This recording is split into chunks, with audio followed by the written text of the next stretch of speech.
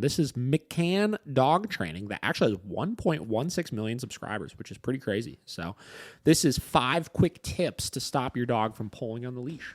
Again, I ain't got no clue who this guy is, so we're going to watch it. You ready? I'm ready.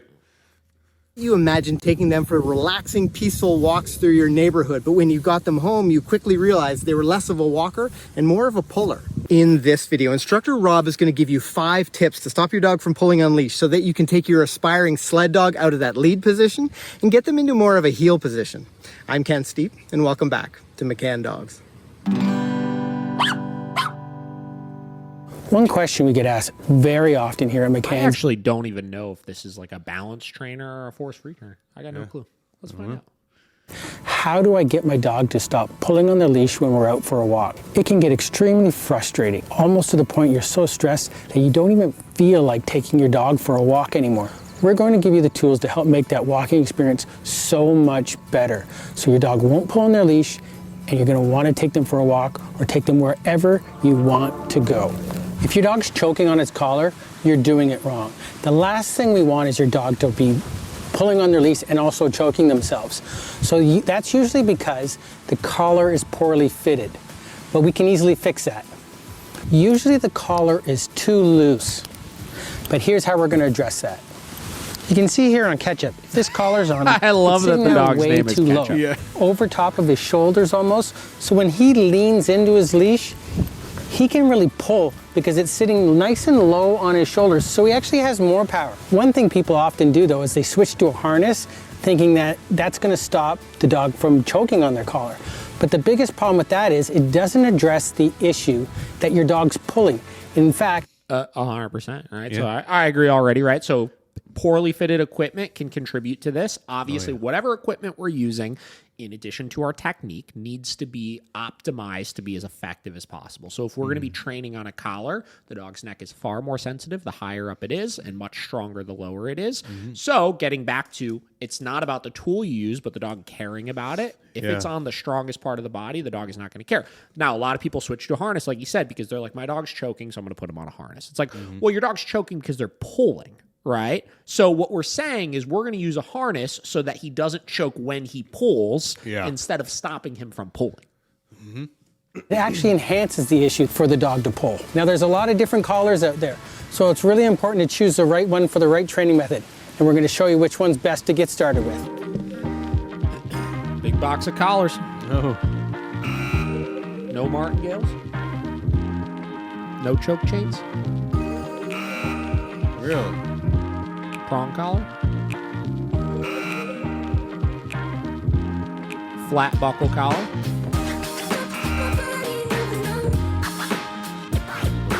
And an actual buckle collar.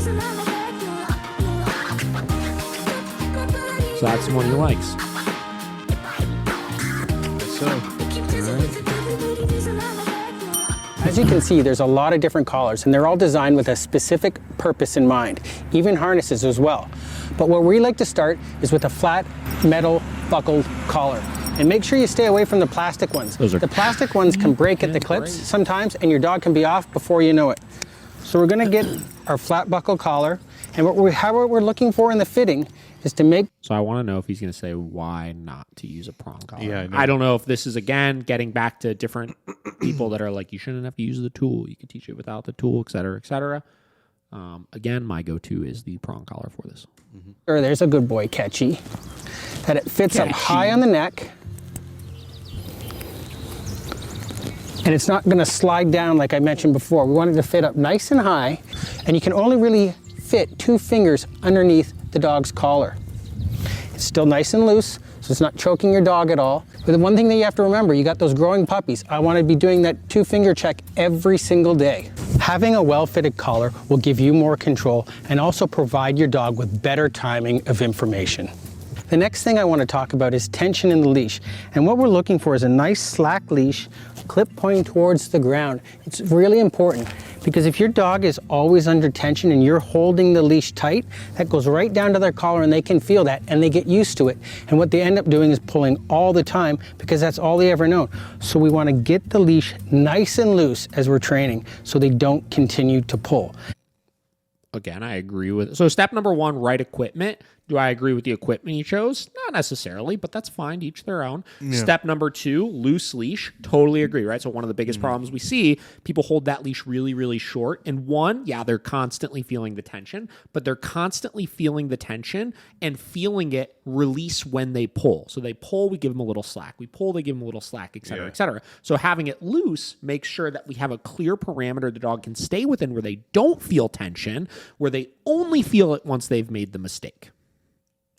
Now that tension can work in a good way because it'll cue the dog to move towards us once they feel that tension. Yep. Now see if you can see how Ketchup moves around with me and he feels a little bit of tension. He starts to move and he'll move to my side. That's a good boy. Yes, good boy, Ketchup. And now, what's challenging about this video that I like Beckman's a little bit better with is this clearly is already a trained dog. Right? Yeah. So they're demonstrating techniques, but people have to actually see how it changes the dog's behavior in order to know what they do. Because you get a dog that's really pulling you around and you just say, okay, cool, well, hold the leash looser. The dog's still going to pull on the looser leash, right? So that's the one, not so great part about some of these types of videos people will make, which, listen, demonstration purposes, teaching concepts and stuff is good. I don't necessarily know, and we'll see as we get further along in this video, I don't necessarily know if this will help somebody to be able to teach their dog. Yeah. Where Beckman's, though, the things he was saying I thought were a little confusing, that one will actually show you how to take the dog and get them to behave a little bit better. Yeah. he feels that tension, he quickly moves closer to me. And even to the point where we can take that leash off. There's a good boy. Stay nice and close. Hey, there's a good boy. And yeah. You can take the leash off because the dog is trained. Yeah. Oh my God. All right. Let's keep watching. Catchy. Come on there, good boy. Yes, give you a touch. Good boy. And he learns to move with me no matter what. So the important thing is when you have that leash nice and loose, it's almost the same as not having a leash on at all. But if you have that tension in the leash all the time, your dog knows there's no freedom for them and they're not really making a choice to hang out with you.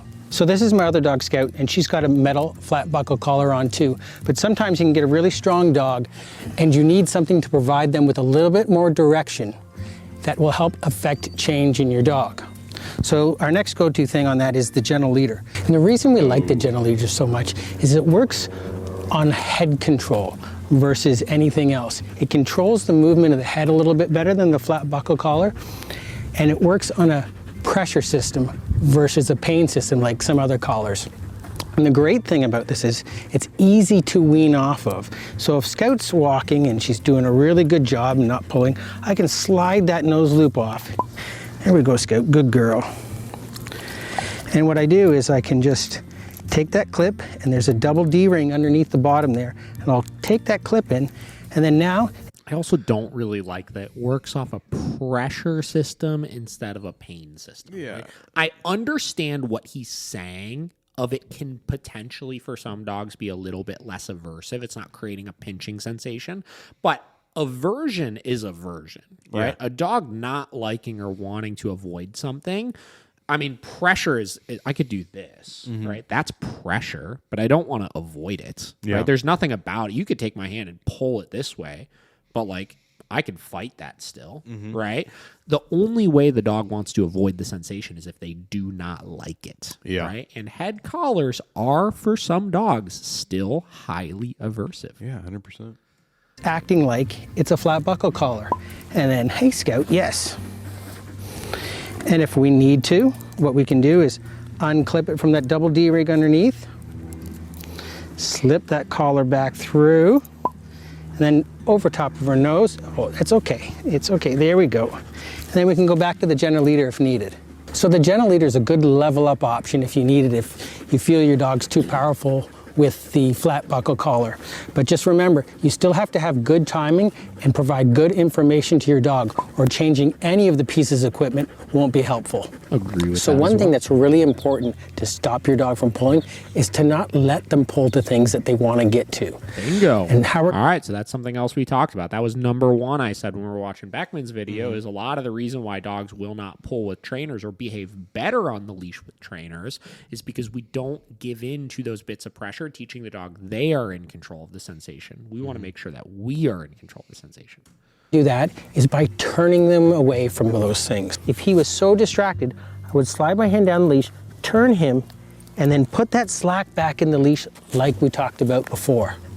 And that's so important, because if your dog is constantly on this tight leash, what we talked about, they're just going to learn to continue to pull. So let's remember, we're not going to allow our dogs to pull to things that they want to get to. And we turn them away from the distraction in the opposite direction. You want to work around distractions, but nothing this close. You want to build up to it. When Ketchy was a young puppy, I wouldn't have any of these things out.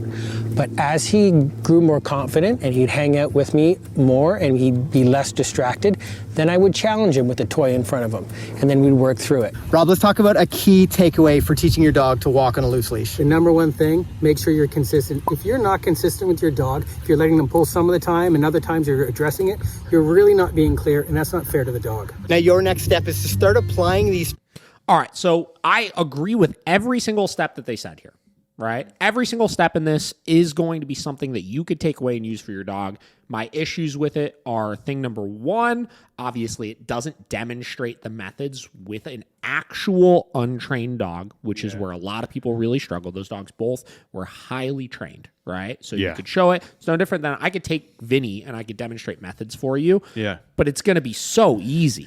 I've worked through so many hurdles. Yeah. Right. Yep. With him that it's not going to provide a whole lot of value for you, obviously. Yeah, right? exactly. My other big issue with it is a little bit of again, I don't even want to call it pandering in this case because I do not think that's what they were doing, but a little bit of the word choice of things of like, it's just pressure and this and that. The reason why these dogs are choosing to shift away from these distractions toward them is because you are providing some sort of aversive sensation they don't like when they make the wrong choice. Yeah. In the case of Beckman's, he was pretty clear about it. It was a pretty firm leash pop, obviously, which is what I liked about his. In this one, they still did the quick turn, obviously away from the toys that they were showing, and they were giving a fairly firm pop there, but there wasn't a lot of attention put onto that is what's getting the dog to not turn. It's not just turning the dog away from it. Yeah. You could, or like Beckman said, the stop, 15 stops, right? Yeah. It's not just about making 15 stops. No. It's about stopping 15 times and providing an actual consequence, or turning away from the toy and providing an actual consequence the dog cares about more than they care about that toy. Mm-hmm. So good takeaways from this, obviously. That could be a little bit challenging, where this video by itself I do not think necessarily would help an owner to teach their dog to stop pulling. Where Beckman's, I actually did think that it potentially could.